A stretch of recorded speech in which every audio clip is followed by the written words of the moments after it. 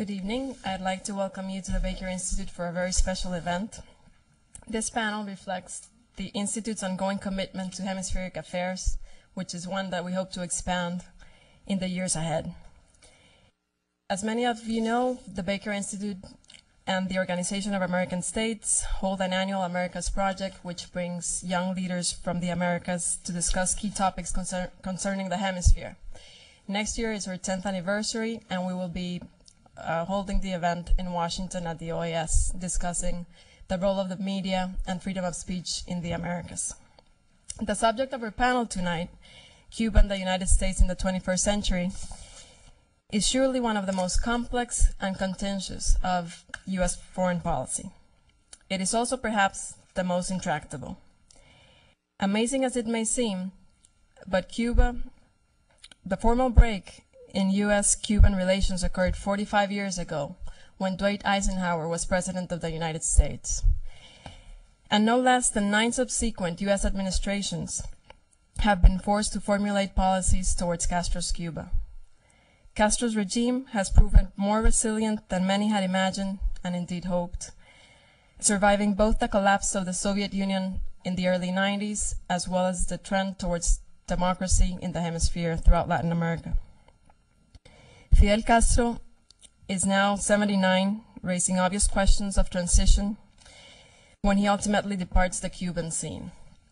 At one level, there is broad agreement on the fundamental goal of U.S. policy towards Cuba, and that is movement towards genuine Cuban democracy and a better protection of human rights. But as we all know, there exists disagreement on the best way to achieve this goal, and particularly on the most effective mix of policy, carrot and stick. I suspect that we will hear disagreement tonight, and that is only right. That is because the object of this panel is to have an open and frank discussion of the full range of issues associated with the future of U.S.-Cuban relations. One thing is certain, we have a very distinguished group of experts to address this timely and important subject. They are our moderator, Edward Cox, who's Associate Professor of History here at Rice University, Daniel Griswold, who's the Director for Trade Policy Studies at the Cato Institute, Caleb McCary, who's Cuban Transition Coordinator at the U.S. Department of State, Delvis Fernandez Levy, who's the President and Acting Executive Director of the Cuban-American Alliance Education Fund, and Ernesto Betancourt, who is the first director of Radio Martí and former treasurer of the Association for the Study of the Cuban Economy. Further information on their impressive credentials can be found in your programs. I want to thank this gentleman for being here with us tonight, and I also want to thank Angela Rivas, Joe Barnes, the Baker Institute Student Forum, and our wonderful Baker Institute staff for helping us put this event together. And now I'd like to turn the floor over to our moderator, Dr. Cox.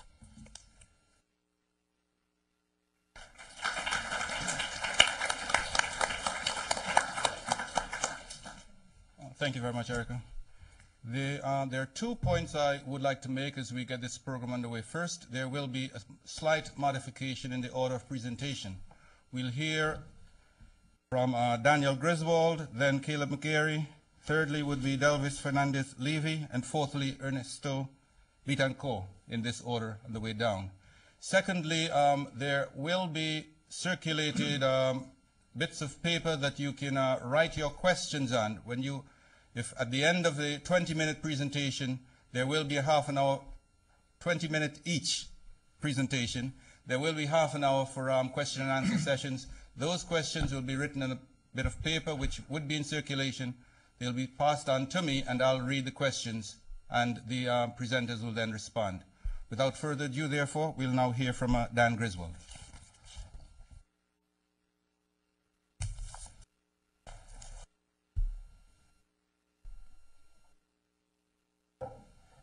Thank you very much, Dr. Cox, and thank you, Erica, for organizing this program. I'm delighted to be here, to be down here at Rice University, which has a very good reputation around the country, to be here in this wonderful facility, but also to be talking about Cuba. It is not talked about enough in Washington. Granted, there are important things going on like Iraq and China and things like that, Hurricane Katrina, but our Cuba policy does not get the attention it deserves in Washington. In fact, there are two times when you can guarantee that Cuba will come up in discussion, when presidential candidates are campaigning in Florida, and then in mid to late July every year when the Treasury Appropriations Bill comes before Congress. That's the one vehicle that typically is used to challenge the embargo. But otherwise, we submit to what Milton Friedman called the tyranny of the status quo. The policy just keeps going and going and going, and I'm going to talk about that. Let me begin with a point of absolute consensus, and Erica is right. I think everybody in this room looks forward to the day, I hope so, when Fidel Castro is no longer in power. I share the intense opposition to Castro's regime that Cuban Americans and others have. Castro's government stands against everything we hold dear at the Cato Institute: limited government, free markets, individual liberty, peace among nations. His government is a tyranny by any definition. It allows no free elections or even organized opposition.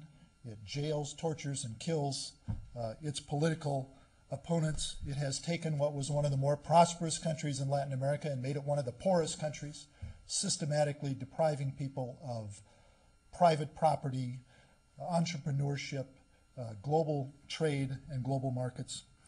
As much as anyone here tonight, I look forward to the day when the people of Cuba can step into the bright, warm sunlight of liberty.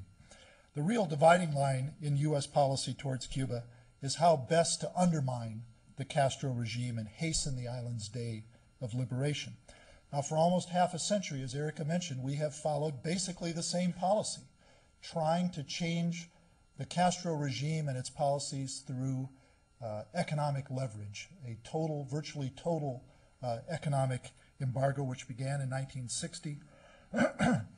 Now, and the embargo has actually been ratcheted up in recent years. Now, I believe it had a national security rationale up until 1991. Castro was the Soviet Union's proxy in our hemisphere. He was aiding insurgencies and communist rebels in places like Nicaragua. But I think all that changed when the Soviet Union fell in 1991. Today, more than a decade after losing billions in annual economic aid from his Soviet sponsor, Cuba is only a poor, dysfunctional nation of 11 million people, which poses no legitimate national security threat to the United States. A 1998 U.S. Defense Intelligence Agency report concluded, quote, "Cuba does not pose a significant military threat to the U.S. or to other countries in the region." It said that Cuba's military forces were residual and defensive. Now, some officials in the Bush administration and elsewhere say that Castro's aiding terrorism, but I think the evidence of that is pretty sketchy, and it's a pretty broad definition of terrorism.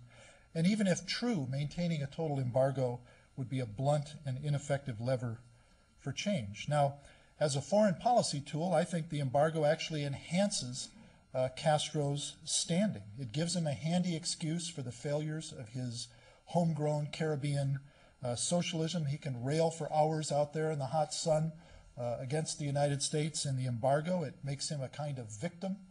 It makes him the David standing up to the Yankee Goliath, and it keeps him in the limelight. It makes him special and keeps the attention on him, which I'm sure he appreciates. If the embargo were lifted, the Cuban people would be a bit less deprived, and Castro would have no one else to blame for his obvious failures of his system. And that stagnation in his country will persist until there are real market reforms. Now, if the goal of U.S. policy towards Cuba is to help its people achieve freedom and a better life, it has been, by any measure, I believe, an utter failure.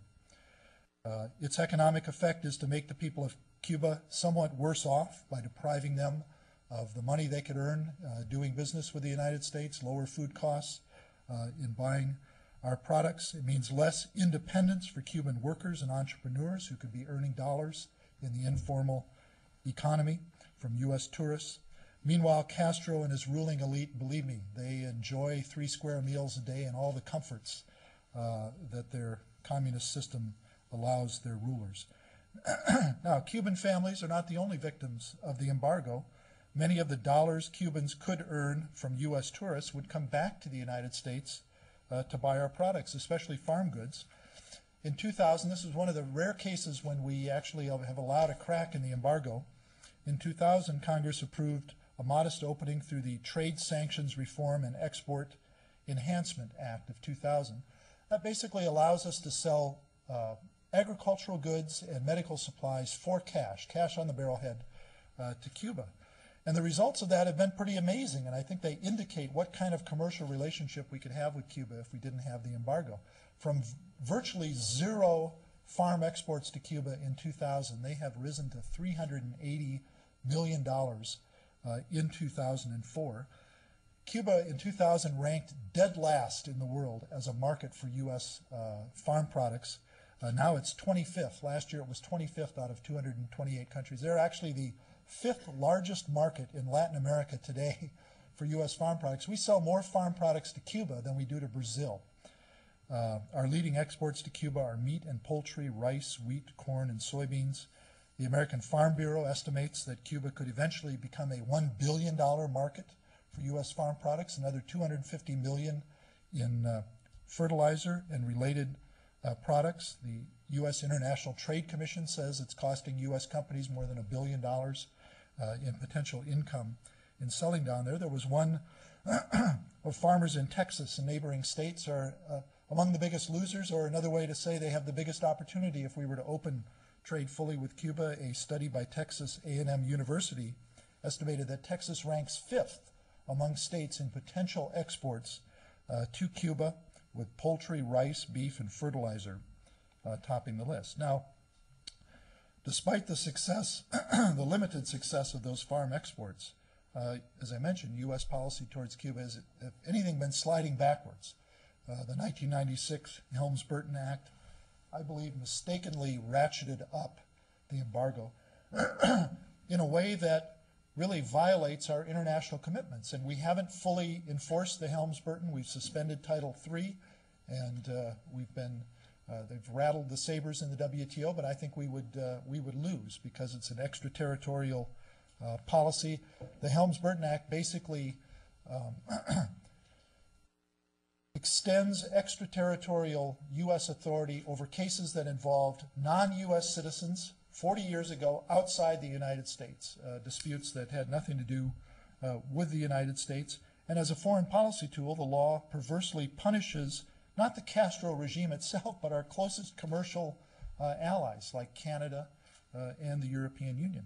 And I think the Bush administration has compounded our failed policies by turning the screws even tighter on the travel ban. The administration has ramped up fines for people who travel to Cuba, and of course our embargo says you can't invest in, trade with, or travel to Cuba. And the administration significantly increased the amount of people who are fined. Among the people caught in the government's dragnet was a 75-year-old retired school teacher from Wisconsin who was taking a bicycle tour of western Cuba. She was fined $1,000. There was a man from Washington State who took his father's ashes back to Cuba. They had been missionaries for an Assembly of God church there in the 50s. And he comes back and he's fined by our government for traveling to Cuba. Economic sanctions rarely work. The record is quite clear. People have gone back and looked at the hundreds of cases where we've tried to use sanctions. Trade and investment sanctions against Burma, Iran, North Korea, they may be necessary from a military point of view, but they certainly have not changed the nature or the policies of those regimes, and they've only deepened the depravity and misery of the people in those countries. You know, when the Soviet Union collapsed and they withdrew their oil subsidies to Cuba, per capita GDP in that country dropped by more than a third. I mean, it was a Great Depression ×3 in the span of a year or two. That didn't bring down the Castro regime. It did not cause social unrest that in any way threatened the regime. How do we think this embargo of ours, which only we're enforcing, the rest of the world doesn't follow the embargo, how do we think that's going to have any kind of effect on the Castro regime? In fact, our research at the Cato Institute, which you can find at freetrade.org, It shows that trade and globalization are really the best tools for tilling the soil for democracy and respect for human rights. Nations open to trade are more likely to be democracies where human rights are respected. Trade and the development it creates gives people tools of communication, cell phones, the internet, satellite TV, fax machines that tend to undermine oppressive authority. Trade not only increases the flow of goods and services, but the flow of people and ideas. And with trade comes development in a larger middle class, which usually forms the backbone of democracy. And I think President Bush understands this powerful connection between trade and democracy when he talks about China and the Middle East. He's actually been quite eloquent about it. In a speech on trade early in his first term, the president noted that trade was about more than raising incomes. Quote, "Trade creates the habits of freedom," he said, "and those habits begin to create the expectations of democracy and demands for better democratic institutions. Societies that open to commerce across their borders are more open to democracy within their borders." I think the president's exactly right. And President Bush has been right to oppose efforts in Congress to hit China with sanctions over its human rights. In sheer numbers, the Chinese government has jailed and killed far more dissidents than the Cuban government, and China's arguably more of a national security concern than little Cuba. And yet China has become our third largest trading partner while we maintain a blanket embargo against Cuba. President Bush understands that economic engagement with China offers the best hope for encouraging human rights and democracy in that country, yet he has failed to apply the same sound thinking to our policy in Cuba. In fact, the Venezuelan government of Hugo Chavez is doing more to undermine America's national interests in our hemisphere than Cuba. Chavez shares Castro's hatred for democratic capitalism, but he's got billions in oil money to spread his influence. And he's doing that. He's supporting anti-American forces in Nicaragua and places like that. He is bankrolling Cuba now with discounted oil. Yet we buy billions of dollars worth of oil from the Venezuelan state-owned oil company. We allow Venezuela to invest here in the United States in our energy sector. And last time I checked, Americans can freely travel to Venezuela. I think the one big difference is we don't have 500,000 politically active Venezuelan Americans living in southern Ohio. I think that's the one difference. Now, this is not an argument for an embargo against Venezuela, but for a greater coherence in U.S. foreign policy. In a world still inhabited by a number of unfriendly and oppressive regimes, there is simply nothing special about Cuba that warrants this draconian step of an embargo. Now, for all those reasons, pressure has been building on Congress for a new policy towards Cuba. In the last several years, the House and occasionally the Senate have passed bills that would defund the embargo, the travel ban, raise the cap on remittances, but by a fluke of our electoral college, Republican presidents seem bound to this failed policy. And it's ironic that many of the same Cuban Americans, and I admire them for what they've gone through and what they lost, while they support the embargo, they are the number one source of dollars to the Cuban economy. They're the ones sending dollars back in remittances. We have a humanitarian emergency exception to the travel ban.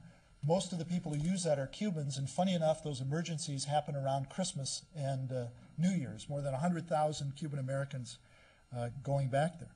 In the name of politics, Cuban American leaders want to restrict everybody's freedom to travel to Cuba except what seems to be their own. Now, what kind of policy should we have? Instead of the embargo, Congress and the administration should take concrete steps to expand America's economic and political influence in Cuba. First, lift the travel ban.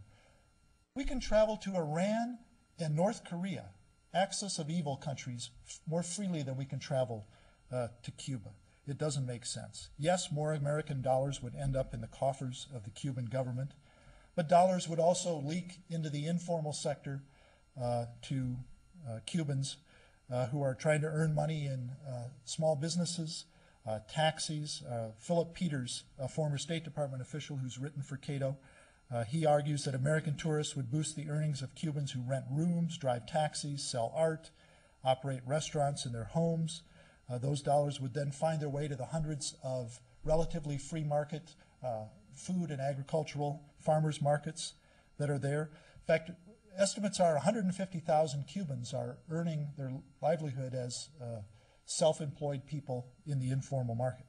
Second, restrictions on remittances should be lifted. Like tourism, expanded remittances would fuel the private sector, helping Cubans live independently of the government. Third, American farmers and medical suppliers should be allowed to sell their products with private credit in Cuba. Most of the world's trade is done with letters of credit, private credit. I'm not talking about the Export-Import Bank. We don't favor subsidized trade to Cuba, but let's not ban private trade on commercial terms. Fourth, the Helms-Burton Act should be repealed. It violates our international commitments on trade. Like every other aspect of the embargo, it has failed to influence the Cuban regime. It's just alienated our best friends in the world. And finally, we should relax the asylum rules. We should allow Cubans to stay in the United States if they can get anywhere close to here. Right now, we have the wet foot, dry foot policy. If they're on, okay, just one more minute. If they're on U.S. soil, they're here. If we catch them at sea, we send them back. You know, our policy says Cuba's a prison and we want to help the prisoners. And yet our embargo, the purpose of the embargo, in a sense, is to make life more miserable for the prisoners. And if they make it anywhere close here, we apprehend them and we send the prisoners back to prison. It doesn't make sense. I believe we should apply the President's sound reasoning on trade in general to our policy towards Cuba. The most powerful force for change in Cuba will not be more sanctions, but more daily interaction with free people bearing dollars and ideas. How many more decades does the U.S. government need to bang its head against a wall before we give up a failed policy? Thank you.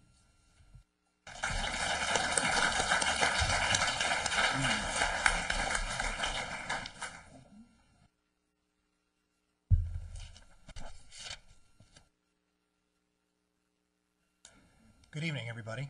I'm Caleb McCary, and I'm delighted to be here. I want to thank the Baker Institute and Rice University for welcoming me as an official representing the United States Department of State. I also especially want to thank Erica de la Garza and our moderator, Professor Cox, and our other panelists, Mr. Fernandez and Mr. Betancourt, and especially you, Mr. Griswold, for going first. I appreciate that. I worked for a member of Congress who always started his speeches by saying, as Elizabeth Taylor said to her seventh husband, "I'll only keep you a little while."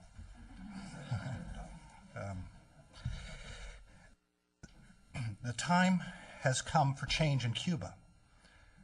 On January 20th, at his second inaugural, President Bush clearly articulated our mission.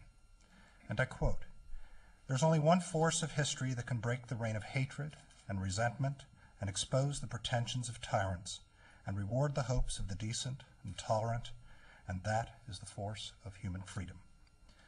All who live in tyranny and hopelessness can know the United States will not ignore your oppression or excuse your oppressors. When you stand for your liberty, we will stand with you. Democratic reformers facing repression, prison, or exile can know America sees you for what you are, the future leaders of your free country." That's the end of the quote. These words were a message to the people of Cuba who have suffered 46 years of dictatorship. The impediment to a new and vibrant relationship between the United States and Cuba is the dictatorship in Havana. The way forward is through a genuine transition to political and economic liberty for the Cuban people. The moment the Cuban people are fully free is when the floodgates of travel and commerce should open to help transform Cuba's bankrupt economic system, giving Cubans opportunities they've long been denied by the dictatorship. A genuine transition to a truly free and sovereign Cuba must be defined by Cubans on the island with the support of their brothers and sisters around the world. For our part, we are preparing to respectfully offer the full support of the United States to help Cuba achieve a genuine transition. This is not an imposition. It is a promise to the long-suffering Cuban people.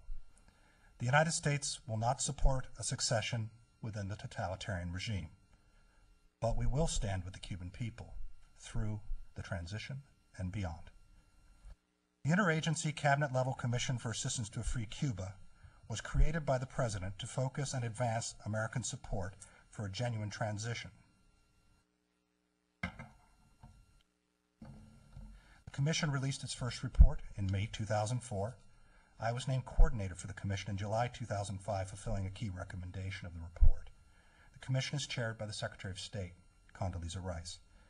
The Commission's initial report fulfilled the President's commitment to outline how the United States can help the Cuban people hasten the day when they will be free. The resulting focus has been sixfold. 1, to empower Cuban civil society. The dictatorship is dedicated to exerting total control over every aspect of Cuban life, starting with employment.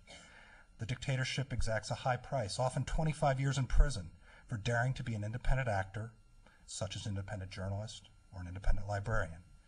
Yet despite the dictatorship's repression, there is a growing and increasingly vibrant independent civil society in Cuba across the island. This is a concrete manifestation of the aspiration of the Cuban people to live in freedom. The civilized world has a responsibility to stand with and support Cuba's growing civil society and to see the Cuban family reunited in freedom. 2, to break the Cuban dictatorship's information blockade. The regime exerts total control over authorized media. Foreign and independent sources of information are illegal. The dictatorship controls internet access and routinely bans books and popular music. Cubans are not free to read what they wish. Cuban children are not free to enrich their minds.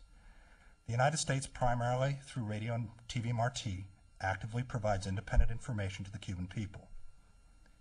The effort to get independent information from and to the island through other means and technology is a priority. 3, to deny resources to the dictatorship. The economy of Cuba is controlled by the dictatorship. The dictatorship takes every opportunity to siphon money into its coffers, no matter what the cost to the Cuban people.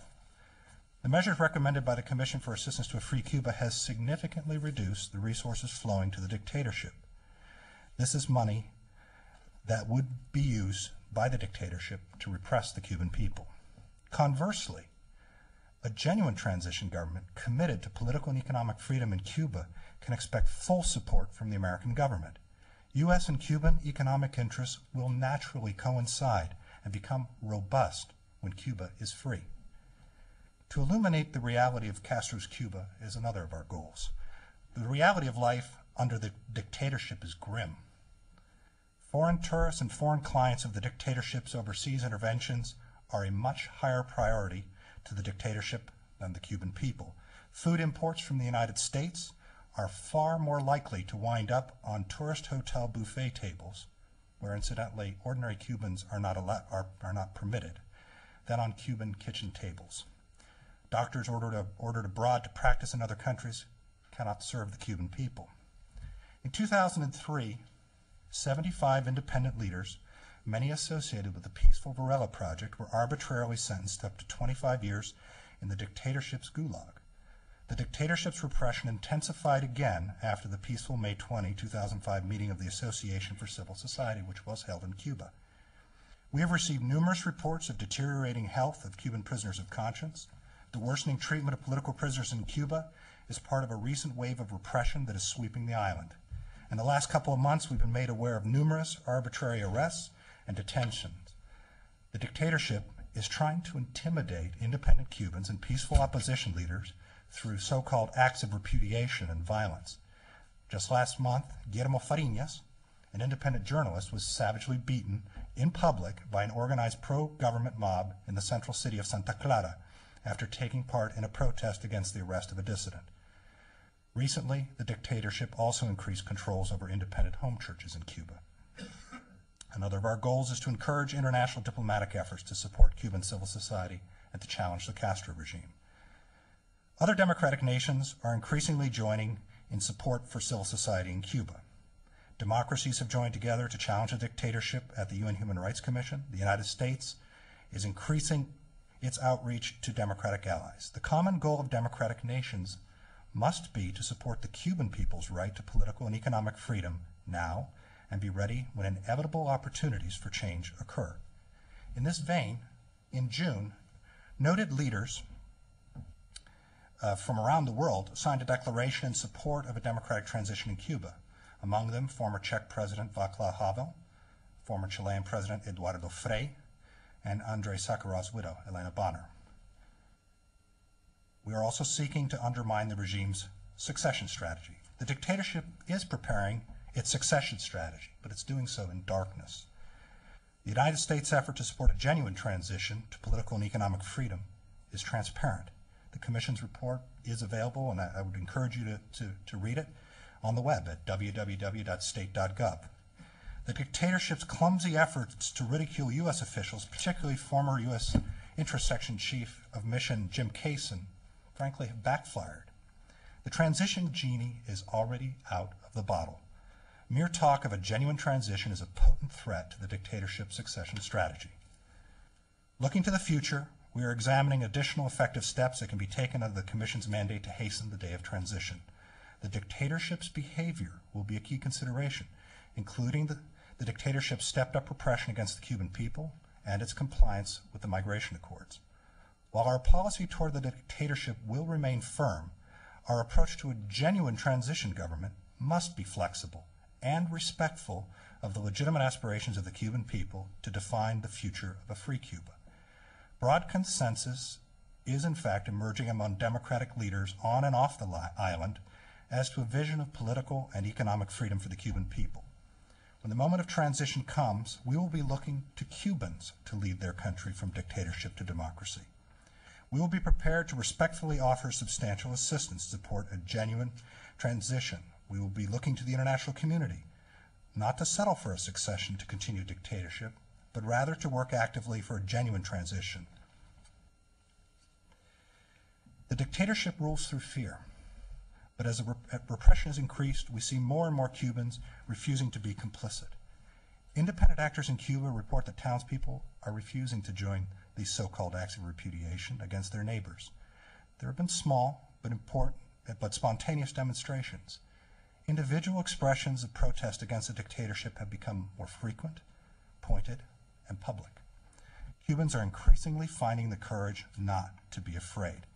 This is why we are increasing our outreach to democratic allies around the world to encourage a united position in support of a genuine transition for freedom for the Cuban people.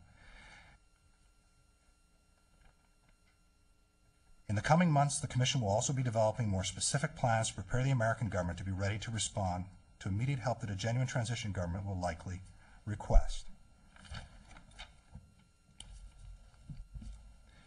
The Cuban people have been denied their inalienable right to liberty by the dictatorship.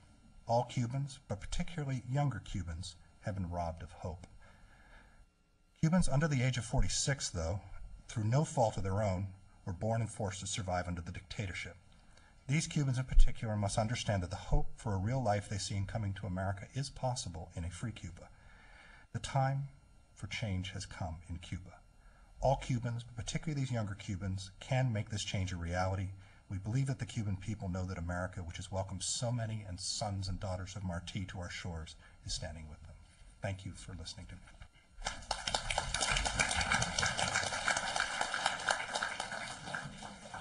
Thank you very much. We'll now hear from Elvis Fernandez-Levy.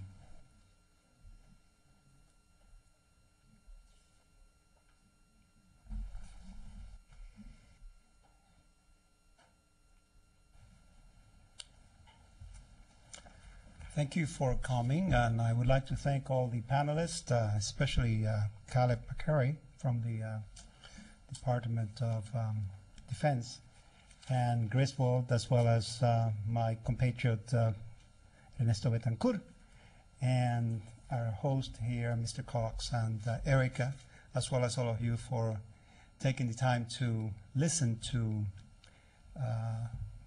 these arguments, perhaps, and these pleas for a reconsideration or an approval of the policies that are being proposed by President Bush and his staff.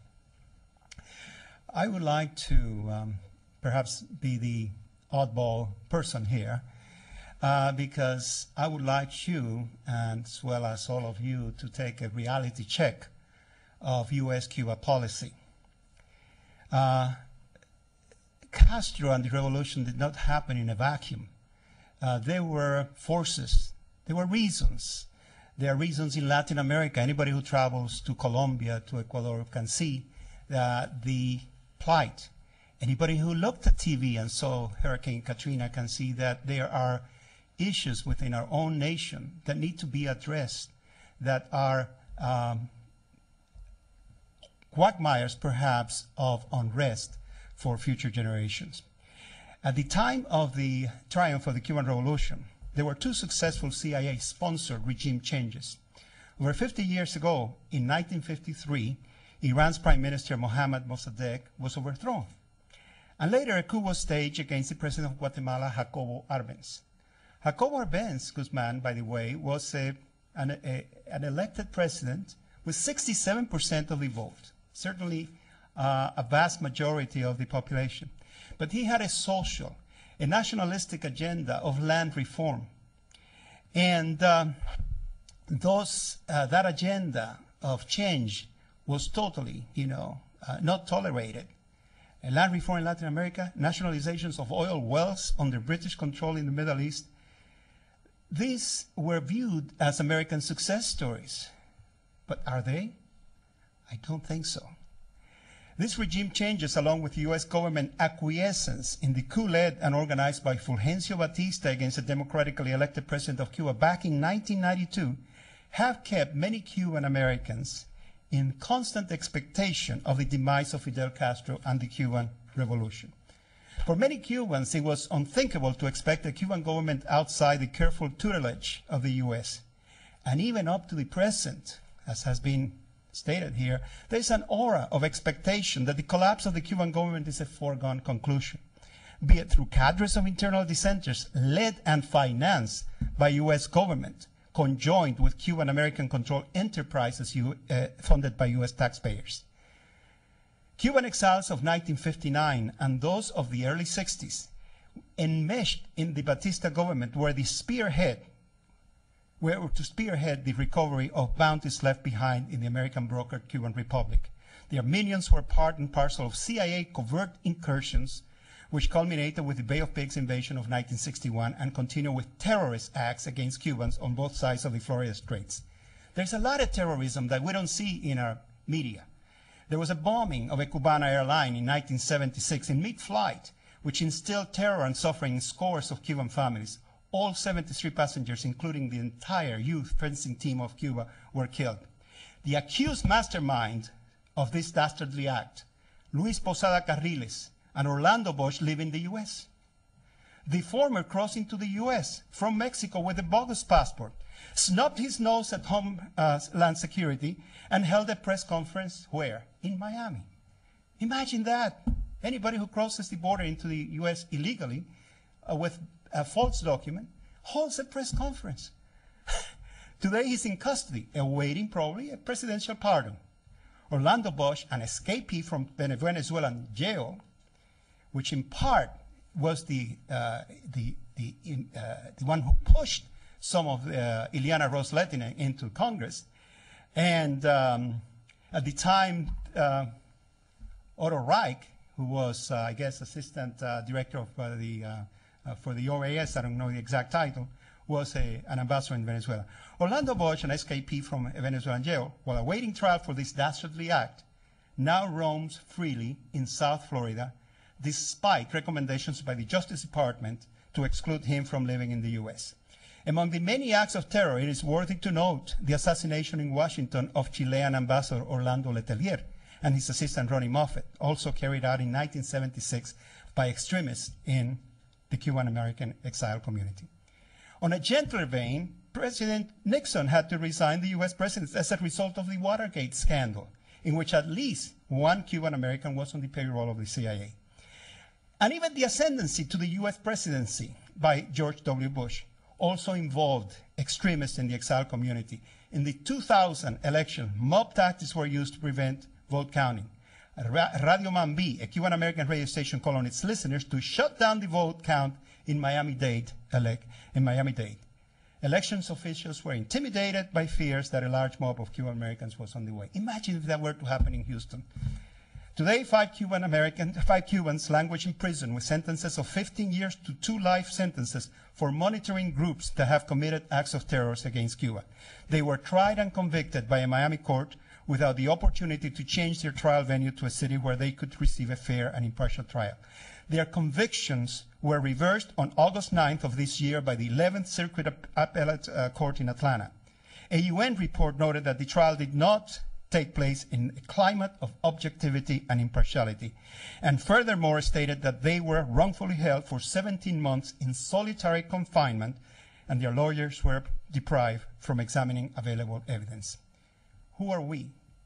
Our community has approximately 1.2 million Cubans. This is from statistics back in the year 2000. We're less than 0.4% of the U.S. population, and 4% of the Hispanic Latino population. Most of us live in Florida, some in New Jersey, New York, and Los Angeles. The vast majority live in Miami-Dade. We have a unique immigrant status vis-a-vis other immigrants from Latin America. No Cuban American is an undocumented or illegal immigrant. We have access to the courts and highest levels of politics without fear of deportation, thanks to the Cuban Adjustment Act of 1966. The Cuban Refugee program initiated in 1961 went beyond what any affirmative action program has done for minorities in the U.S. The program provided a broad range of financial, educational, professional retraining, and other services to incoming Cubans. I am a beneficiary of some of those things. I was, many times, I was the only Latin, or the first Latin America that got a job at a university. And many times I was asked, we need a representative of the Latino community. Here I am in California, representing the Chicano community. It's, I want you to look at the history and what is really in place. With the collapse of the Soviet Union in 1991, renewed expectations were fueled in Congress for the final demise of the Cuban government. New Jersey Representative Robert Torricelli, who had previously praised Cuba for social advances, changed his tune after receiving donations from hardline exiles. In promoting the Cuban Democracy Act back in 1992, a bill that bans business between Cuba and U.S. subsidiaries, then Representative Torricelli asserted that within a brief time, it's a matter of months, the U.S. will destroy Fidel Castro, the Cuban Revolution, along with the political system established. Elected to the U.S. Senate, Torricelli had to drop out of a Senate race in shame for failing to report gift and political contribution from an individual with business ties to North Korea. Later in 1996, Senator Jesse Helms referred to his bill to codify the U.S. embargo as the Farewell Fidel Act, and also asserted that this bill would drive the final nail in Castro's coffin by punishing overseas companies and executives who do business with Cuba. The war in Iraq renewed hopes among certain elements of the Cuban American community for a military solution or a much tougher stance for solving the Castro problem. The administration has embarked on a program to erase all vestiges of the Cuban Revolution from the face of the earth. The pronouncements for the new policy are enshrined in a report to the President by the Commission for Assistance to a Free Cuba. Since July 1st, 2004, the government of the United States of America, under the administration of George Bush, has imposed further restrictions on people having familiar, cultural, and religious bonds with residents of Cuba, such as limitations on visitation rights, financial assistance, and humanitarian and religious assistance. Parents, for example, I'll give you some examples. In my own case, the person that was more of a mother to me than my own mother was an aunt. She's a half-sister of my father. My father had a problem with family problems. And this aunt took care of me, took care of my sisters. According to this new commission that Mr. Caleb directs, I can never visit her. She's not family. I have to wait for the fall of Fidel Castro, for this magical, mythical transition that is going to take place. I'm an American citizen. I have been a good person. Should the country the most powerful country on the face of the earth, imposed that restriction on me, imposed that restriction on my children. A 103-year-old grandmother of Cuban origin who resides in the United States was anxious to see her son, a resident of Cuba in a grave life-threatening situation, suffering from lung cancer. The family contacted the United States congressional representative but was told she could not obtain an exception to travel with an accompanying family member. And there are many, many cases. I was in Geneva. I was perhaps the lonely voice presenting violations of human rights to people in the United States, people who cannot visit their families, who have had a new definition of what family means. In terms of humanitarian assistance, we were very moved by the fact that despite all the difficulties, in less than a 10-year period, our organization became the largest source of donation for the disabled in Cuba. There are 66,000 disabled in Cuba. The only way we could take that donation was by having 2 licenses, one from the Commerce Department to export and one from the Office of Foreign Assets Control, so that we could travel with those donations to Cuba.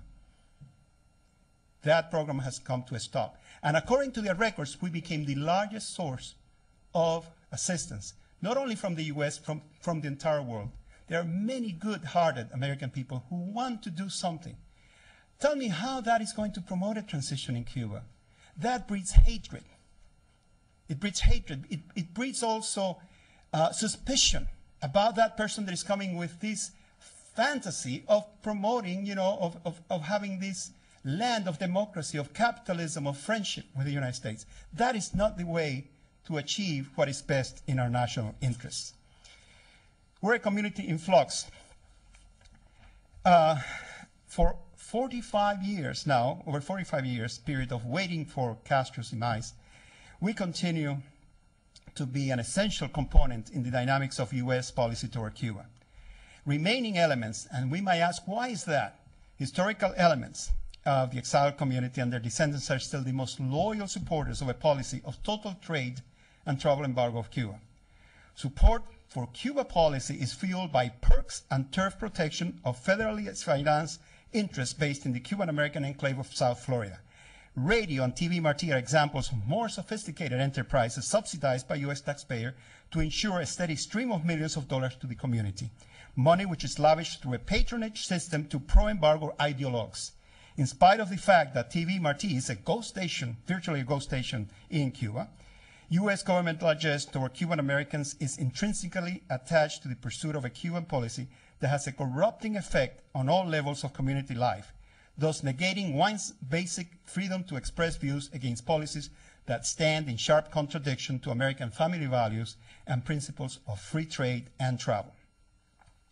I see that my time is coming to an end, but I want to wrap this up by saying that despite the act of coercion and intimidation, new organizations and individuals in our community have emerged. And I hope that President Bush gives us an opportunity to listen to them. And that's why I'm so thankful to have Mr. McCary here, because it gives me an opportunity at least to get a little bug in his ear and hopefully see to it that he conveys a message of some of the message to his boss.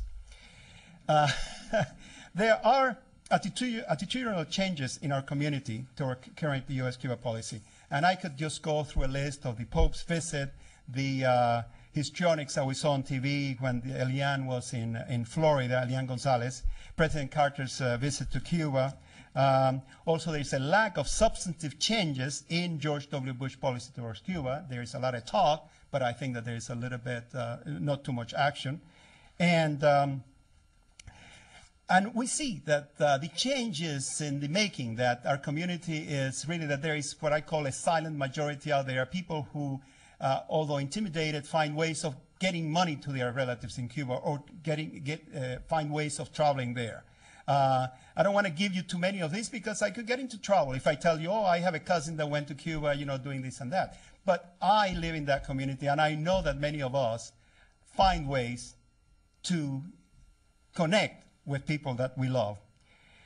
In conclusion, a majority of American citizens want to see an end of the embargo of Cuba. Bipartisan majorities have voted as was mentioned by Mr. Griswold, repeatedly, and in some cases, the language in on both houses of Congress, the Senate, and the House of Representatives has been identical. But through undemocratic maneuvers, unfortunately by one person here that I think might be in your district, Mr. Tom DeLay, they were able to take those changes out, and of course the regulations were maintained. The goal of current U.S. Cuba policy is an affront to Cuba's sovereignty and right to self-determination. I feel deeply offended by even having here, you know, in this country, a head of a transition, you know, a future proconsul of Cuba. Restrictions on travel to Cuba are inconsistent with U.S. policy and in violation of basic human rights. The Cuban people are fully capable of guiding the Cuban Republic. Let us not ignore our historical bonds in our search for a future of democracy, peace, and social justice. I invite you to seek a truly humane policy toward Cuba and its people, in tandem with what is in America's best interest, and with adherence to the lofty ideals of this great nation. Thank you.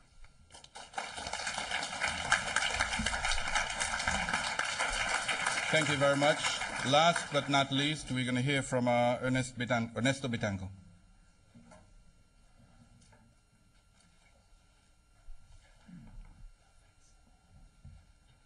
Thank you, Mr. Cox.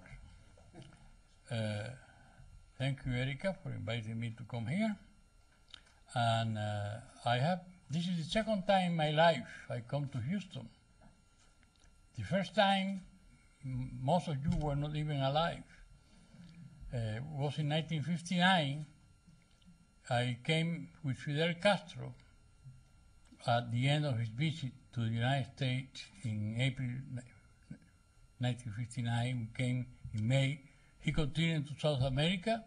I was going to go through a Chicago and Southern flight, which no longer exists, to Havana, but I had to share the plane with Raúl Castro and his wife. That was when I arrived at the airport, which was a lot more modest than the present one, I noticed. I was asked to join the flight back to Cuba of Raúl Castro. He had been invited to talk to Fidel because Fidel was very upset with him that during his visit to Canada, we went to Washington, Princeton, New York, Boston, and then to Canada. And while we were in Canada, Raúl had sent an invasion to Panama, Raúl and Che. So Fidel was very upset because it was done deliberately to spoil his visit, although the ship had trouble and they got there late. So I am going to be talking about something different from what you have been hearing. I think that there are a few facts that you have to take into account. For example, Mr. Griswold said that if you lift the embargo without any condition, just lift the embargo so people can make money, that makes greedy people very happy. But let me tell you something. There is no benefit to the Cuban people out of doing that. Unless we condition lifting the embargo to an opening in Cuba, the Cubans are not going to benefit. Because he talks about small businesses benefit. You know, the self-employed in Cuba are being eradicated. Fidel did it when he lost the support of the Soviet Union, but right now there is a campaign to abolish self-employment and force people to work for the government. Foreign investors cannot hire directly anybody. They have to hire people from a Cuban government company, and they have to pay in dollars to that company, and the company pays in Cuban pesos to the Cuban employees. You know that is a tax of around 95% because the exchange rate is 24-1 right now. So that means it's a most unfair situation unless there is a policy condition to lifting the embargo, and I am in favor of lifting it, is obsolete.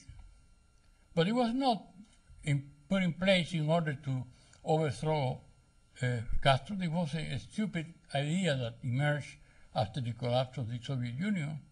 No country can be no government can be overthrown merely through a trade embargo. I am convinced of that.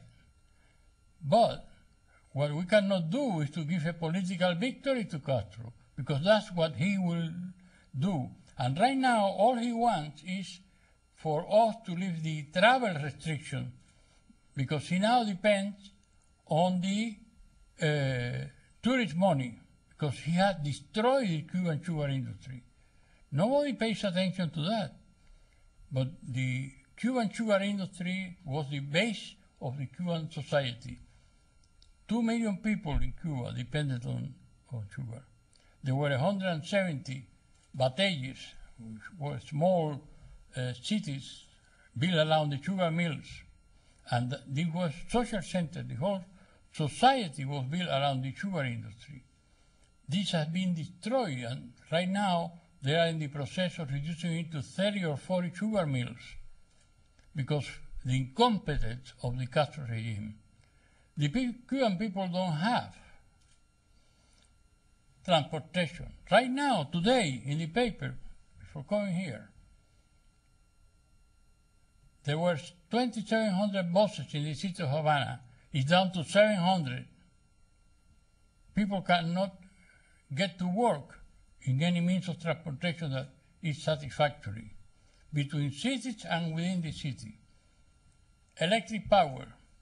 When he lost the Soviet Union support, he had the brilliant idea of using Cuban oil, which is heavy in sulfur. So production of Cuban oil was increased, and right now 100% of the electric power generated in Cuba is generated using heavy sulfur Cuban oil. But this oil completely corrodes the factories. So the power plants are being corroded from within, and no proper maintenance was. Last year, he fired Marcos Portal, the minister of the basic industry, who was responsible for the industry, blaming him. No, Marcos Portal could not do that unless Fidel decides it. And I work in the Castro government. Fidel does not delegate on anybody the most minute type of decision. He is a micromanager of everything. And I doubt very much that the decision to convert all plants to use Cuban oil was made by Marcos Portal, who is married to a cousin of his, to start with. So this is, I think, what has to be taken into account, that unless we do something to free the Cuban people, along with the lifting of the embargo, it will not pay any benefit to the Cuban people, but it will prolong and consolidate the Castro tyranny over the Cuban people. You have no idea, as Americans, what it is to live in a country where every neighbor is supposed to spy on every neighbor, where you have to report on people. And I have interviewed people. You know, if you are a psychiatrist, do you know that in Cuba psychiatry files are not private? The secret police can come and ask the psychiatrist to tell them what is that the person said in the interview. This is incredible. So this type of control goes back to where Castro came to power. Castro came to power by fooling all of us. I was one of those who worked for Castro. I was Castro's representative in Washington for 2 years during the struggle against Batista, at my own expense. Nobody gave me any money, nothing. And I was never invited to a place like this to talk about Batista's crimes. Never was I invited to an American university. Can you imagine? Nobody cared. Batista was killing people, and nobody cared in this country. I had the hell of a time with the photos of the tortured people getting in the newspaper to publish them. So he comes to power. All this time he was hiding his real self. And I have written a paper. You have, I think, everybody has it. You have the paper.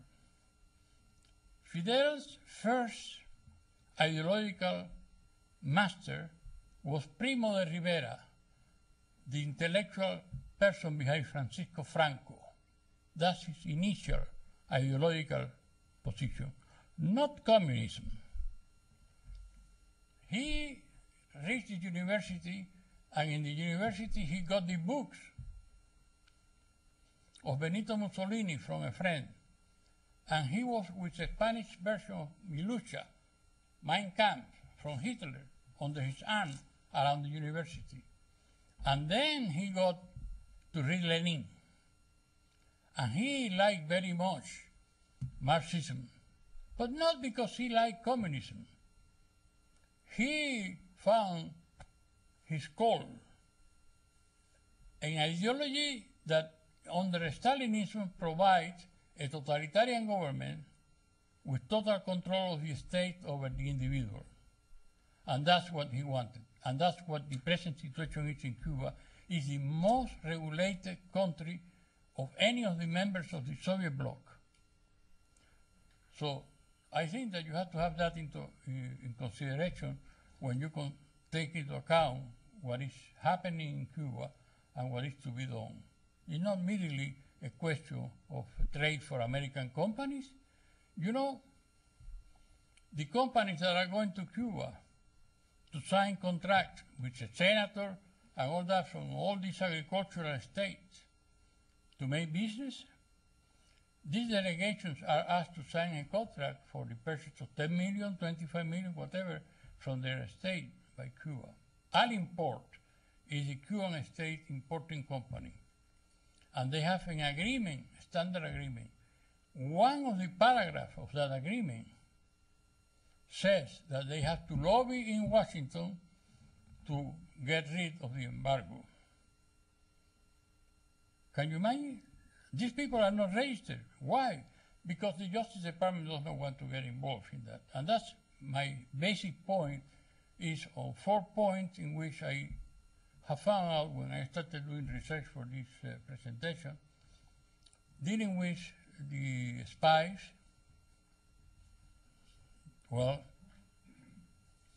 do you know that the spies actually were spying and they were arrested? If you go and look at the FBI affidavit that led to the arrest of the WASP network, they were arrested because they were going to blow up planes and hangars in South Florida.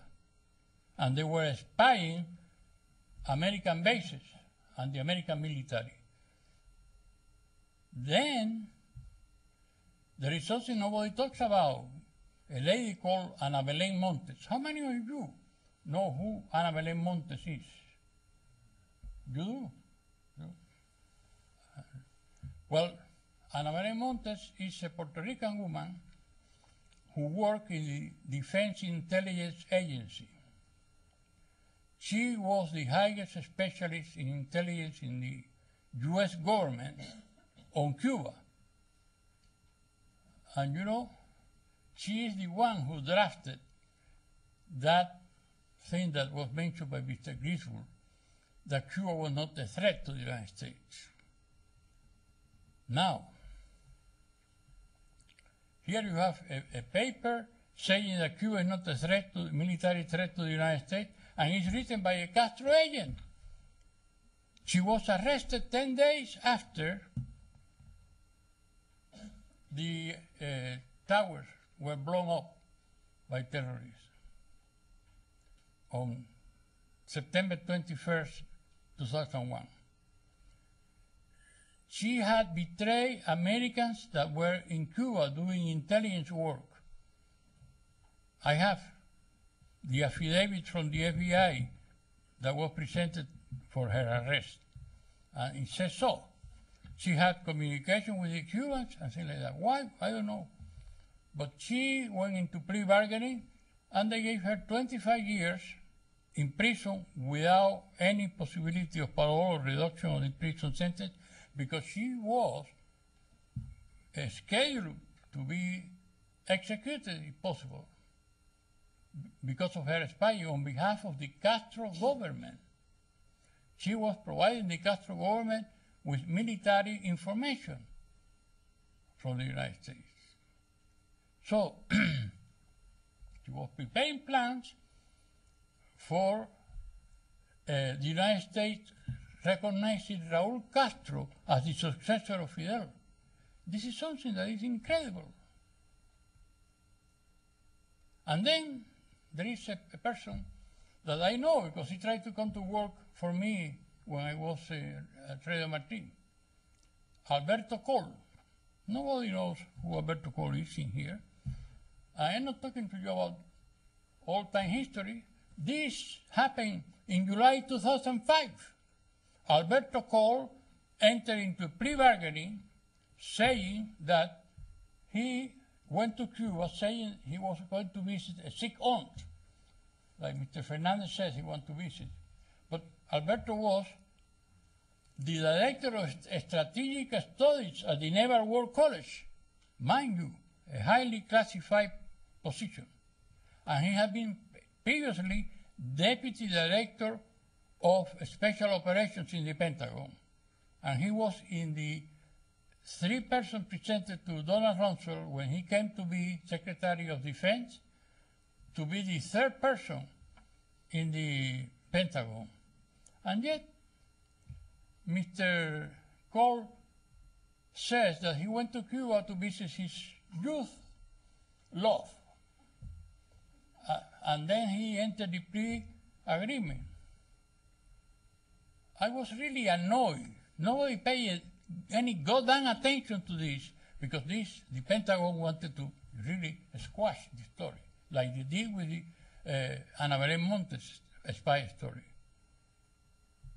Now, if you stop to think about this, Alberto Cole came to this country at the age of 11. My God, at 11 years, he had already a love. He was a precocious Romeo, wasn't he? You know what he got from the Virginia Bar Association as penalty for being a felon? And I am talking about July 2005. 1 hour of penalty from 12 o'clock in the evening to 1 o'clock in the morning. That's the period where he was suspended from practicing law in Virginia. Now, right now, there is an alliance between Castro and Chavez, and perhaps China, against the interests of the United States. And they are about to overthrow the government in Bolivia. There is an election coming in December. Evo Morales, who is openly saying that he supports the model of Cuba, he says that he is likely, according to the poll, to win the elections. So we have really serious problems in there. It's not an issue just to be considered in a very light way. I think that there are a lot of problems there that we have to look at and we have to consider in what we do in this case. So I am in favor of this because I was involved in the question of money laundering, discovering Castro's handiwork on money laundering. Another thing that the Treasury Department does not want to publicize. You know, there is a bank called UBS in Switzerland. They accepted $3,900 million in deposits from Cuba in an account from the New York Federal Reserve that was supposed to be used only for exchange of old dollars for new dollar bills. And you know, money laundering is getting any money you have illegally into a bank account where you can then write a check and pay for things, legalizing. And the cartels pay up to 25% to legalize that money. the United States generates, unfortunately, $100 billion a year in cash, in bills, and Fidel was involved in that. There is a book that just came out by a Uruguayan journalist of German origin named José Antonio Friedl. The last chapter in that book, which is about narco traffic, is another area in which I have been doing a lot of research. In the last chapter, he said that when he showed people in Latin America the findings he had of what Castro was doing with trafficking drugs, many of them couldn't believe him because they thought that the United States would take action against them. Well, we didn't.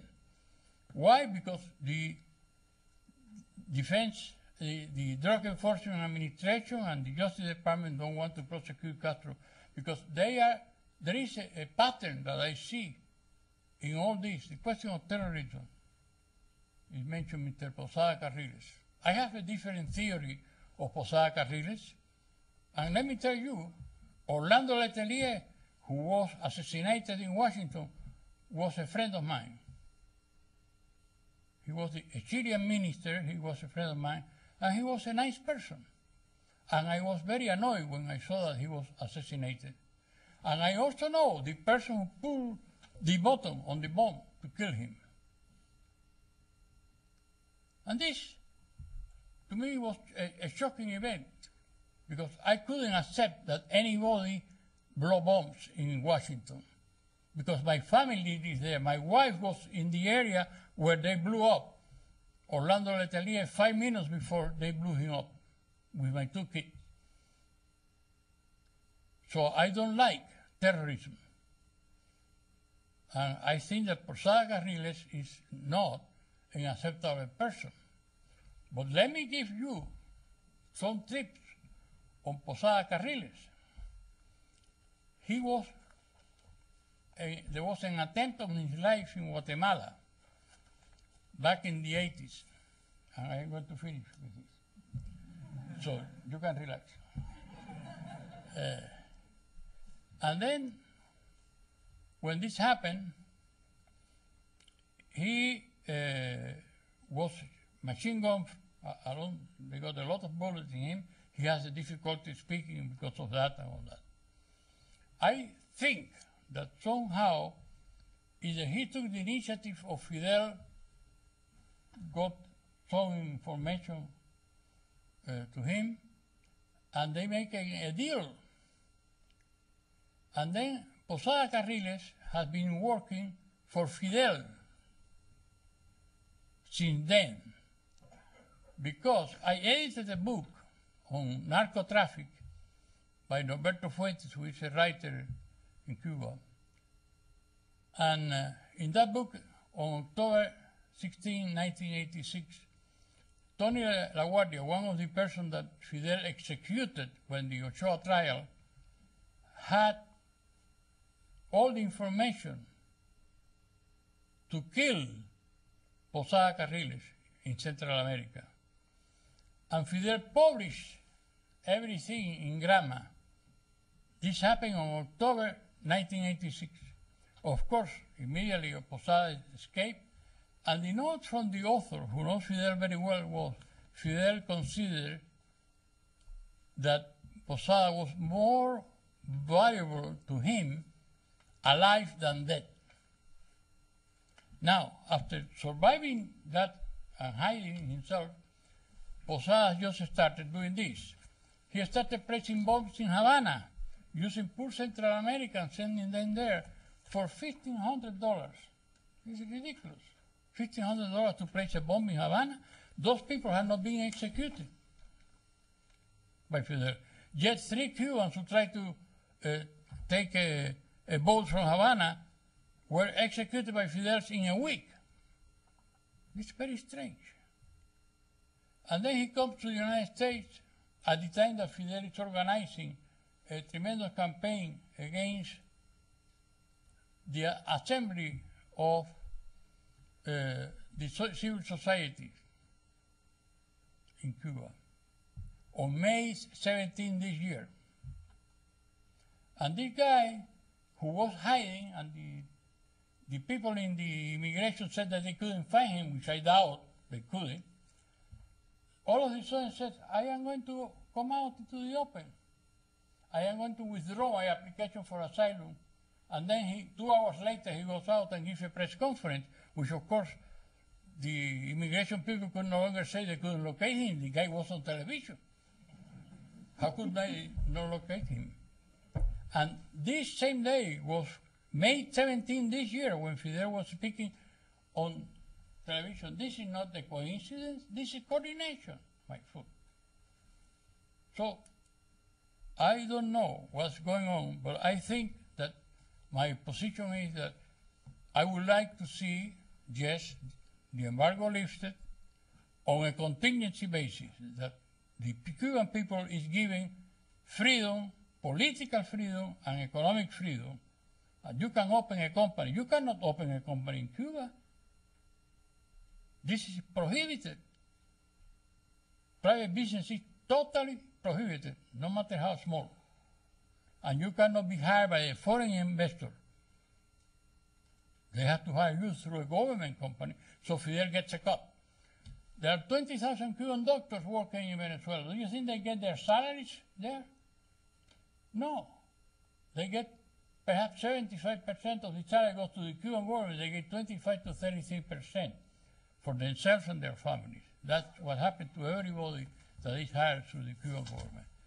So I think that this is what I feel that we should really change our policy, but change our policy to reveal these things that people like you who are interested in the Cuba question are not allowed to know, because the U.S. government is really pushing them aside. Thank you.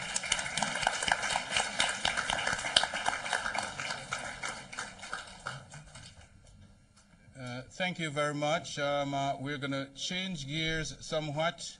I want to, at this stage, thank enormously the panelists. I rarely had to crack the whip, and they cooperated beautifully. Of course, we had discussed the ground rules. The first question is for Mr. McCary. How does the current administration justify the restriction on and denial of visas to Cuban musicians invited to the U.S. by cultural presenters and even the National Academy of Recording Arts and Sciences? Thank you. Thank you for the opportunity to respond. I think that the issue is that Cuban musicians are not independent of the government. They are forced to work with the government. The issue is that these are not independent musicians, not independent of the government. Musicians that are independent of the government can get visas. The next question is open-ended. I suspect either one can jump in. To what degree does the U.S. embargo explain Cuba's economic difficulties? The U.S. embargo is not the main reason why Cuba is an economic basket case. I don't know the percentage. There have been studies that have been done that have found the embargo has a modest negative effect on the living standard in Cuba. The main reason, 90-some% of the reason for the Cuban people having such a low standard of living and having such a dysfunctional economy is Castro's own policies. I mean, if we've learned anything in the last 20 years, and some people knew it long before then, that socialism and central planning doesn't work. And Cuba's just one of the last remaining sort of museum pieces to demonstrate that socialism doesn't work. Unfortunately, 11 million people have to get up every morning and live it. So I don't have any, and I hope I didn't sound like I was making the claim that if we lift the embargo, there's going to be a dramatic increase in the welfare of the people of Cuba. I don't believe there will be. But I think it will take away from Castro the last remaining excuse he has for his failure, and it will undermine his credibility. It will make life a little easier for the people of Cuba, but the most important effect of lifting the embargo is that it will undermine the credibility of Fidel Castro. Does any of the panelists wish to respond? Well, I think that in part I do agree with Mr. Griswold, but on a personal basis, I know that the embargo does hurt the Cuban people. We are limited as to the amount of money that we can send to our family, how many times you can visit them. I have some statistics here, for example, that show that that the number of U.S. groups providing humanitarian assistance to Cuba, under severe restrictions to begin with, have fallen from 160 to about 20.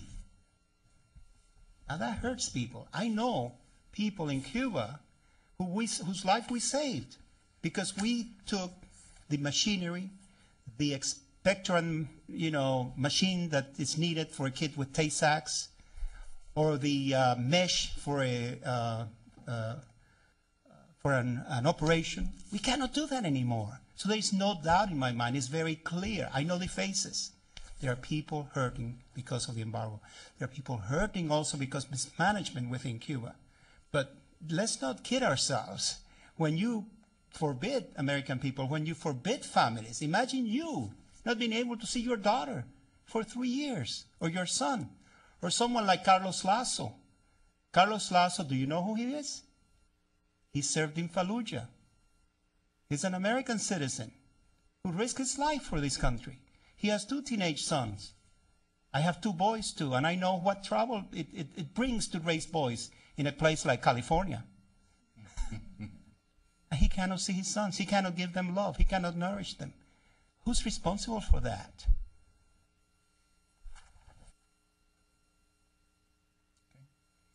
The next question is directed to Mr. Griswold and Mr. McCary. How would you respond to the advances of literacy and universal health care, much higher literacy rates and lower infant mortality, present in Cuba as compared to the rest of Latin America?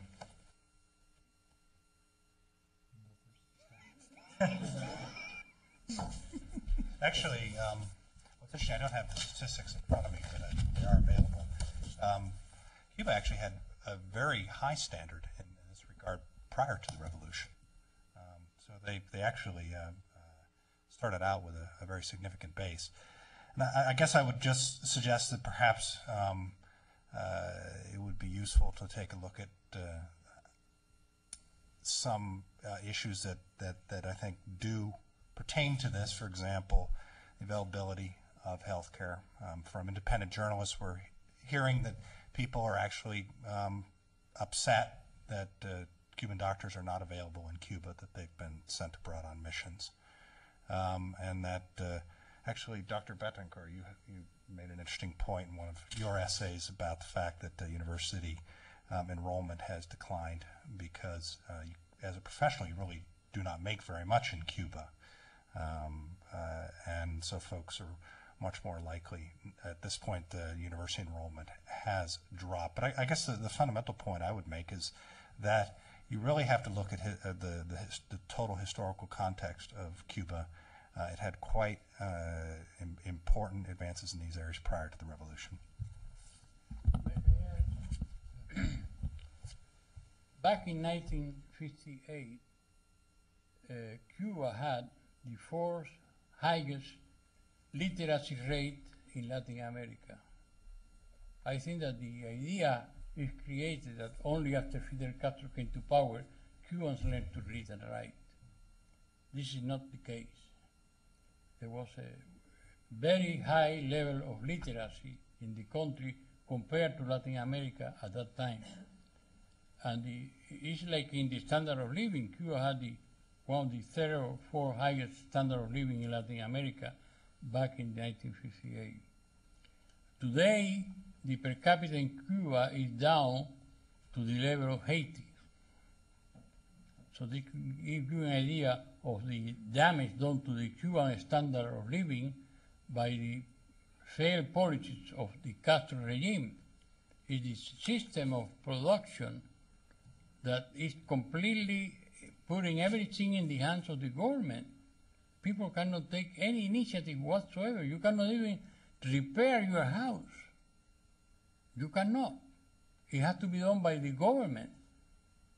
So even today there is an article in the paper, the Catholic Church, they cannot build churches, they cannot repair churches, so they are forced to organize the services in private houses on an ad hoc basis, because they cannot do it with the church raising the money, and there are many people in this country who will be willing to send money so that the Catholic Church can build churches in Cuba. The government will not permit it. The assistance that you mentioned, one of the problems is that they still, the government takes the money, Caritas tries to distribute money. I am affiliated with a group in Washington of human rights that send money, sends medicine, food, and things to different parishes throughout the whole island. I am not religious, but I think that they are doing a good job, and I try to help them. And these people are constantly finding that the police comes and confiscates the shipments. They don't allow them to be distributed. So I think this has to stop. I think it's not permit an orderly assistance to the Cuban people on the other side. It's not really enough to do it from this side. I am only in support of doing it from this side. But I think that we have to have a change there if we are going to be effective in reaching the Cuban people. I wouldn't dispute the premise of the question that there are certain social indicators in Cuba that are above what other countries of that general standard of living have, infant mortality, that sort of thing. I mean, you can achieve certain things with communism by focusing resources in certain areas. But what I do disagree with is any implication that you need to have a centrally planned police state like Cuba has to make progress. After all, the developed OECD countries have managed to have lower infant mortality and higher literacy rates than Cuba, and have political freedom and pluralistic democracy. There have been developing countries like Chile, like Costa Rica, in East Asia, Taiwan, South Korea, Singapore, that have seen dramatic increases in living standards and social indicators and made transition to democracy and respect for human rights. So I think Fidel Castro's experiment down there is a failure by virtually any measure. You can achieve those few positive things that he can point to without all the human misery and suffering and oppression that he's afflicted on the Cuban people. Very quick comment. I mean, I don't want to say that the revolution has brought these high levels of achievement. But I can tell you on a personal level that I lived in Cuba in the 50s. I didn't live in Havana. I lived in Santa Clara. And I traveled a great deal to the eastern part of Cuba. In 1957, in Santa Clara, which is one of the largest cities of Cuba, there was only one public high school. One public high school, a city of over 100,000, 150, I don't know the exact population, people. I was one of 11 high school graduates.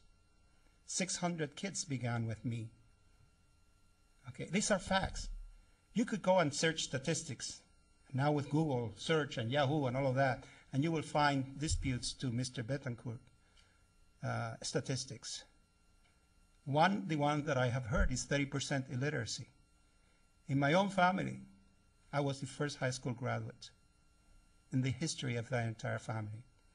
My grandmother had a farm. 10 families lived there. And they didn't, they were, I can't remember the exact name, perhaps, but there was this, like indentured servants, basically. It was not a pretty picture if you got out of Havana. But Havana was a super developed city. It still is. It's one of the most beautiful cities I've ever seen. And the same thing happens in many poor countries. And we must not really fail to see the reality of the situation that existed in Cuba, prior to Fidel Castro, and not be so hung up with what is going on today. The next question is aimed to the panel in general. Recently, Castro moved to ban more private business, even food stands, expecting to replace them with state-run companies. Moreover, private foreign corporations have increasingly left Cuba. What will the effect of these occurrences be on the stability and economy of the Castro regime? Will Chinese and Venezuelan aid be enough to keep the Cuban economy afloat?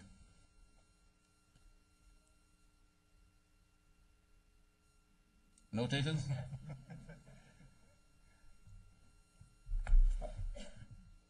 I think it's, I guess I would just try to be brief if I could. And that is just to because obviously, this is a very clear indication that the dictatorship is not prepared to engage with the democratic world, that they are seeking to exercise further control over the economy and over individual economic rights. And so the time is not now to engage the Cuban government, the regime in Havana. Rather, the time is in the future, and I believe it won't be a distant future, when such engagement can actually bring about positive change in people's lives and bring to them individual liberty, not just of political liberty, but economic liberty. I think what we're seeing is money from Venezuela. I don't know if any's coming from China, but Castro has found another benefactor. It's sort of ironic. His whole revolution is based on, independence for Cuba, and yet they don't seem to survive unless they have some benefactor. First the Soviet Union, now Hugo Chavez, and that has allowed him to be more repressive. There was certainly a self-serving aspect to his relaxing controls over the private economy, or at least allowing something of a private economy to spring up. The question is, does the embargo encourage economic independence in Cuba, or does it discourage? I think it discourages it. What we're doing is we're in a sense aiding and abetting Castro in stamping out the private farmers markets, these private taxi and restaurant and rooms for rent. We're just adding to the difficulty that Cubans are finding in living a life in any way independent of the government. I think one thing that has not been answered tonight is, in what way has our embargo brought the day of Cuban freedom one day closer? I don't think there's any evidence that the embargo is hastening the downfall of the Castro regime in any way. And in that sense, I say, why continue with a policy that infringes on our freedom as Americans to travel, to send money to people we want to, and isn't doing one bit of discernible good out there in the world? Does a policy just have to continue because we've done it for 40 years? Or can we step back and say 46 years, 45 years of failure is enough? Let's change our policy. One quick note here is that perhaps most of us don't know. Do you know what the largest source of foreign exchange for Cuba is? What's the largest foreign exchange earner for Cuba is? Tourism, No, it's nickel. Nickel, and the price of nickel is up in the world market. And where's the largest demand for nickel? I bet you you've been to Walmart or something and bought something in there that is made where? Made in China. And China has a large-scale manufacture of stainless steel, which requires nickel. China is a major U.S. trading partner and is investing large sums of money in Cuban nickel, as well as oil. Another one is Sherritt and Peppercan. These are two large companies from Canada, which Canada is a major U.S. trading partner. They're also investing in what? In Cuban nickel and oil. India has joined the list of oil prospectors in Cuba. And Spain's Repsol, which has found good quality oil already, has joined with a Norwegian company to search for commercially significant quantities, investing large sums in the effort. So there are nations that are our friends, that are our trading partners, that are perhaps undermining the goals that we hear enunciated here. Just as a point of fact, the nickel mine was confiscated without compensation from an American company. There are two. The next question, Mr. McCary, directed specifically to you, and you'll see why. Actually, it's a two-pronged question. I hope you're going to ask about my beer. Exactly what form of support will the U.S. provide during the transition if A, the Cubans lead themselves, B, the dictatorship doesn't collapse, the Cuban people don't lead the way? Will this lead to a policy of regime change with all the benefits we associate with such regime changes? The policy is very clearly to provide assistance to a legitimate or to a genuine transition government. That is the policy. It doesn't go beyond that. Okay. Another question for the panel as a whole. If the Castro regime were to fall and the U.S. were to begin trade with Cuba, do you believe that the Cuban economy would improve, or would it only suffer the fate of Peru, Venezuela, and other countries that depend on food exports, keeping in mind the fact that trading with Europe and other parts of the world has not improved the Cuban economy? I think that's a very intelligent question. And again, I don't think lifting the embargo will be some sort of magic elixir that's going to invigorate the Cuban economy and dramatically improve the lives of the Cuban people. The key policy lever that affects their standard of living is the policies of their own government. And Castro is pursuing failed policies that are just totally out of sync, not only with economic understanding, but human nature, and they're doomed to fail. I think if the political transition also included genuine market reforms, as we've seen in a lot of countries around the world, China, India, Chile, it's a long list of countries that have undertaken economic reforms and seen dramatic growth, increase in living standards, and as we point out at the Cato Institute, this has also encouraged political reform. I think we could see dramatic improvements, and I think Cuba is positioned, it should be one of the most prosperous countries in Latin America, if not the world, given its proximity to the United States. You have a Cuban-American community that has become fabulously wealthy and would provide tremendous capital, and both financial and human capital. The tourism industry could be tremendously prosperous, but I think the point is well taken that Cuba has been, or Europe and Canada and other countries have traded with Cuba, and it has not made a tremendous economic difference down there. It has marginally improved the lives of the Cuban people, but the real change would have to be in the policies of the new government, the economic policies. Any other things? Well, I think that the key is, like they say about travel. 2 million tourists are traveling to Cuba every year now, and they are not making any impact at all on the standard of living of the Cuban population, because they are sent to isolated places, so they are not allowed to really move around and mix with the Cuban population. They are sent to Varadero, to some of the keys, Cayo Largo. I'm telling you, I was in 1959 the first one who developed a plan for development of the tourist industry. Fidel was the chairman of the Tourist Development Board. I was the coordinator. I know what they are doing now, because tourism is one of the areas in which I am a consultant. And tourist people are usually very dumb. Let's be realistic. When people go to travel, they don't bring a great intellect to the situation. You know, I was once in Peru, and I ran into two American teachers from California, from your state.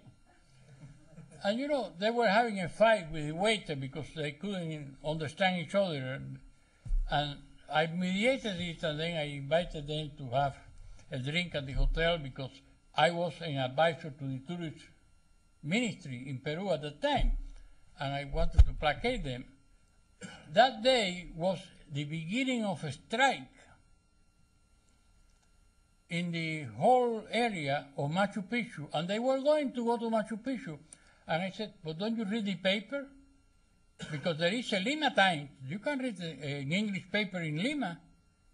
No, they completely, the school teachers turned off their brains, and they immediately went there, and they were really walking right into a trap. They were going to go to Machu Picchu and be trapped there, because there was going to be no transportation coming out of Machu Picchu. Now, 2 million tourists are going to Cuba, 500,000 Canadians, Spaniards, Germans, French, and they have absolutely no impact in the last few years on what happened to the Cuban people, because they are being isolated. What is going to happen to the American tourists? They are going to be given the same treatment. They are going to be sent also to the same place. They are going to make any dent on the predicament of the Cuban population. So I think that you have to change the situation internally in Cuba. The regime has to change, or all these measures are not going to pay anything. And in terms of credit, Cuba has not paid anything to anybody. You go on one country after another, the export credit corporations in all the European countries have put an end to giving credit to Cuba, precisely because Cuba does not pay the bills. And now Chavez is an idiot, and he's throwing the oil money like crazy, and he's sending the oil to Cuba, not collecting it. That's really what's going on. But how long is it going to last? I think the Venezuelan people are getting fed up with that situation. And they're going to start eroding the position of Chavez inside Venezuela. So China is a different game.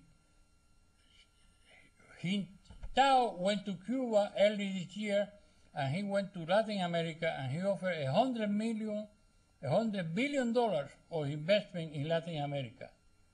And when he went to Cuba, he offered 500.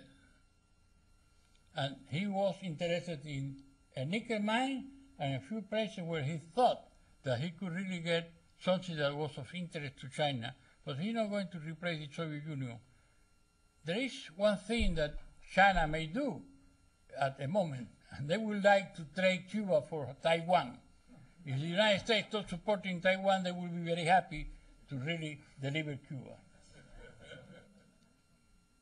Thank you very much. This brings to a close our formal program here this evening.